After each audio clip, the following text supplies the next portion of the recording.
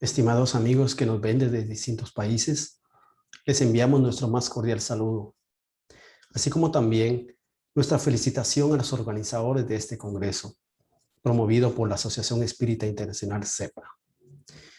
El tema sobre los anclajes del alma que nos convoca en esta oportunidad nos permite reflexionar no solo como individualidad, sino también como colectividad de todos aquellos elementos que atan al ser humano y no le permiten liberarse para alcanzar su plenitud.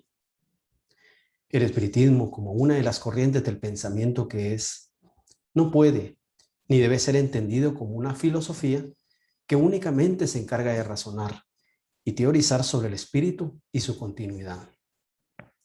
De la mano con los conocimientos que aporta la ciencia, la reflexión filosófica y la contribución que ofrecen las comunicaciones de los espíritus, se tiene una visión más amplia y completa de la inmortalidad del alma, su permanencia en otro estado vibratorio de vida, las consecuencias futuras de los actos en la vida material, explicaciones sobre los procesos reencarnatorios, el destino y así sucesivamente.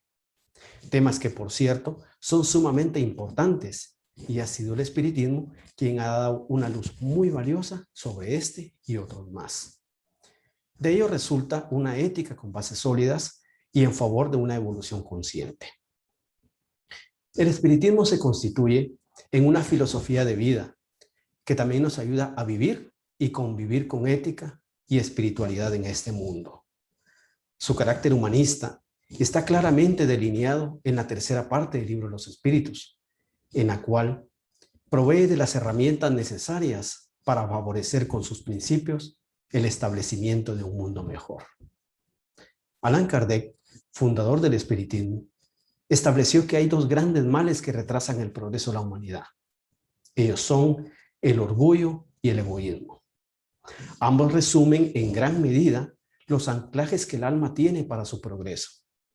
Y de ahí devienen sus derivados: el odio, la venganza, el fanatismo, los vicios, los dogmas, el consumismo exacerbado, el autoritarismo en sus diferentes formas, el apego, etc. Desde el punto de vista psicológico, estos temas son debidamente estudiados. Los psicólogos aplican terapias para tratar distintos tipos de problemas que han provocado el desequilibrio interior, tales como la ansiedad, la codependencia, los complejos de superioridad, las depresiones, las adicciones, la ira y otros más. Pero cuando estos no son tratados, surge la pregunta: ¿qué pasa cuando dejan el mundo material? ¿Se despojan de todos estos desequilibrios o conflictos internos? Las investigaciones realizadas han ratificado lo que en su momento estableció Allan Kardec. Los espíritus no son más que las almas de aquellos que vivieron en la tierra, por lo cual son más o menos evolucionados en función de los méritos adquiridos, producto de sus actos en la vida. Eso nos da a entender que sus virtudes y defectos los acompañan en ese viaje hacia el mundo espiritual, lo cual resulta un verdadero anclaje para su bienestar. ¿Hasta cuándo entenderá el hombre que dañando al otro también se está perjudicando a sí mismo? Y lo más delicado es que personas e instituciones se prestan bajo la sombra de intereses propios en la creación de espejismos, permitiendo la realización y el otorgamiento de la medicina instantánea contra el sufrimiento. ¿Cuántos estafadores de la espiritualidad hay, ofreciendo la felicidad interior a través de la simple aceptación a una creencia, o bien creyendo que la purificación del alma se realiza por medio de aportes económicos? Nada más lejos de la realidad, porque lo que hoy provoca un bienestar o satisfacción a través de utilizar maneras antiéticas y sin esfuerzo propio para lograrlo, será tarde o temprano causa de su propio sufrimiento. No podemos cerrar los ojos a la historia para reflexionar y estudiar al ser humano, porque como bien se dice, aquel que no conoce la historia está condenado a repetirla. Son tantos los hechos suscitados que invitan a replantear el accionar humano, propiciando de esta manera un cambio en su manera de pensar hablar y actuar. Cuando se estudian determinados hechos, resulta impensable que un ser humano dotado de razón sea capaz de cometer tantas atrocidades. Sin embargo, eso ha ocurrido. Uno de los ejemplos claros, producto del fanatismo y la protección de intereses personales, podemos mencionar lo sucedido en la antigua ciudad de Languedoc, al sur de Francia. Ahí vivió una población que a finales del siglo XI y principios del XII tuvo su máximo apogeo. Ellos son los cátaros, también denominados los puros. Ellos llevaban una vida ascética, vegetariana y tenían un concepto particular de la dualidad entre el bien y el mal. Además, entre sus creencias estaba la reencarnación. Claro que con un enfoque un tanto distinto al espírita. Y tenían el cuidado por llevar una vida ética. Sus sacerdotes eran un ejemplo claro de desapego. Fueron críticos severos de la Iglesia Católica, puesto que estaban en contra de los abusos y los actos de corrupción provocados por la misma en ese entonces. A raíz de estas diferencias, estando en contraposición con la Iglesia, el Papa ordenó una cruzada en su contra, tildándolos de herejes. Se congregó un gran ejército de cruzados atraídos por la promesa de salvación eterna y la codicia del saqueo. Como resultado de esta cruzada, se cuenta que fueron miles de personas asesinadas y quemadas en la hoguera, entre ellos hombres, mujeres, ancianos y niños. Con mucha razón, en el año de 1933, debido a la censura provocada por el régimen nazi, que provocó la quema de miles de libros, entre ellos los del reconocido psicólogo Sigmund Freud, al enterarse él de lo sucedido, en su oportunidad dijo: ¿cuánto ha avanzado el mundo? En la Edad Media me hubieran quemado a mí. Ahora se conforman con quemar mis libros. Ciertamente vivimos tiempos diferentes, pero aún en la actualidad el fanatismo sigue presente en muchos movimientos y en muchas conciencias.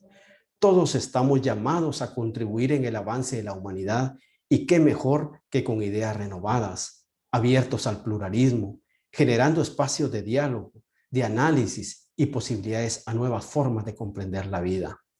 Todos aspiramos a un mundo mejor, pero el mundo no cambiará por sí solo. Tenemos una responsabilidad como parte del mismo. Bien lo dice Mahatma Gandhi en una de sus valiosas frases: sé tú el cambio que deseas ver en el mundo.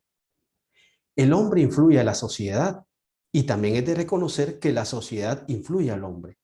Es un proceso de doble vía, no solo personal, sino también colectivo. Por ello, el espiritismo no se circunscribe únicamente al yo, sino también alza su voz ante las injusticias sociales, el racismo, el consumismo exagerado, la pobreza, las desigualdades, la discriminación, el fundamentalismo, los daños a la ecología y así sucesivamente. No podemos ni debemos cerrar los ojos a lo que sucede a nuestro alrededor. Tampoco ser indiferentes y quedarnos de brazos cruzados ante el sufrimiento propio o ajeno, pretendiendo avalar una apología del sufrimiento.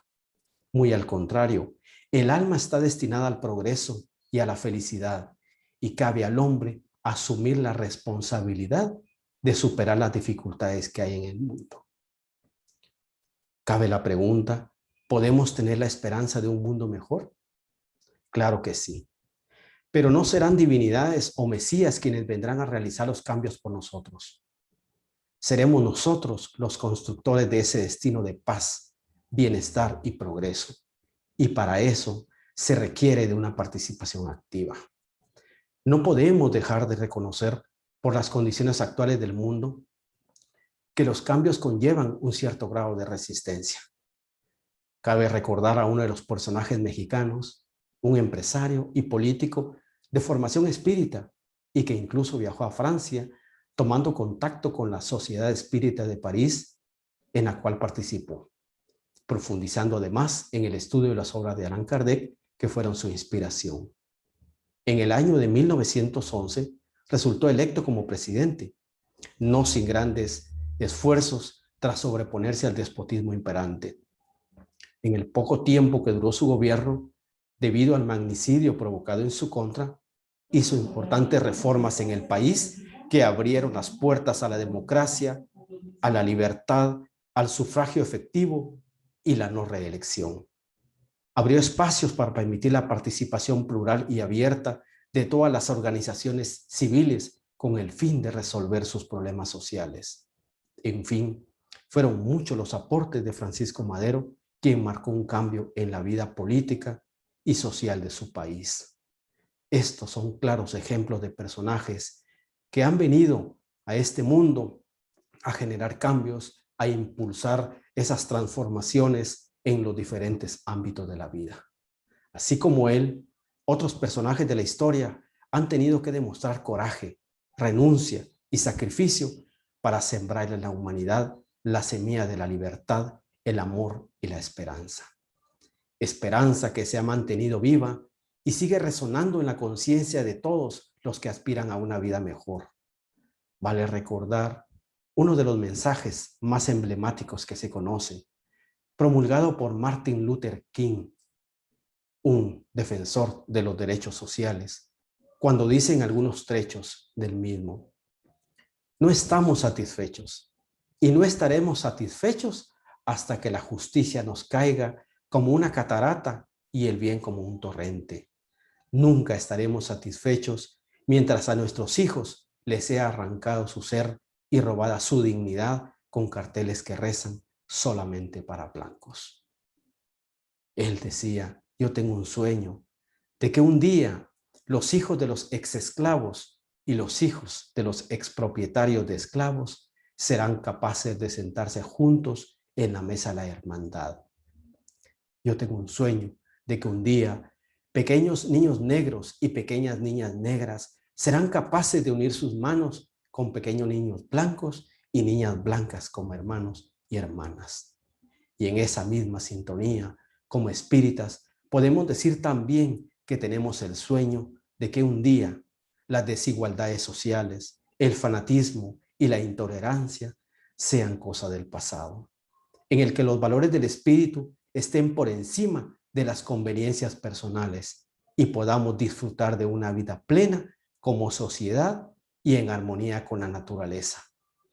No dudamos que tarde o temprano ello será una realidad, porque el hombre está destinado a ser libre y feliz. Muchas gracias.